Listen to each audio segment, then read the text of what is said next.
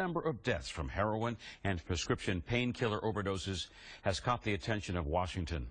An Ohio U.S. Senator stopped by our studios tonight to talk with me about what he's proposing to help prevent them.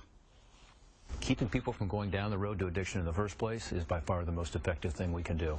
Republican Senator Rob Portman wants Congress to pass CARA, the Comprehensive Addiction and Recovery Act.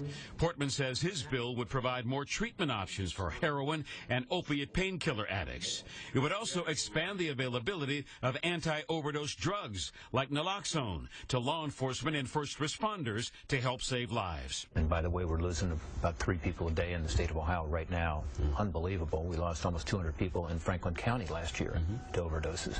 Portman also wants to see more monitoring of how prescription drugs are dispensed around the country. Strengthening prescription drug monitoring. Now, we already do that in Ohio. What more needs to be done? One of the problems we have right now is that because we're surrounded by other states, we don't have the monitoring we should have for someone who goes, say, to Kentucky or West Virginia or Pennsylvania, Indiana, gets a prescription filled, comes back to Ohio, gets a prescription filled.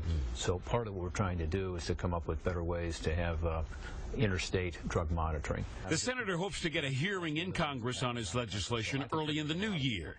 He says another key to stemming the tide of opiate addiction is more education about its consequences.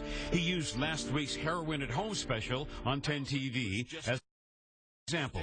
I mean, you all will literally be saving lives here in Columbus and broader around our state, and you know, I thank you for that, because when people understand the dangers here and the risk, they're much less likely to experiment, much less likely to get into it. Portman says his bill is getting support from Democrats and Republicans. He says 38 attorneys general, including Ohio's Mike DeWine, have also endorsed his proposal.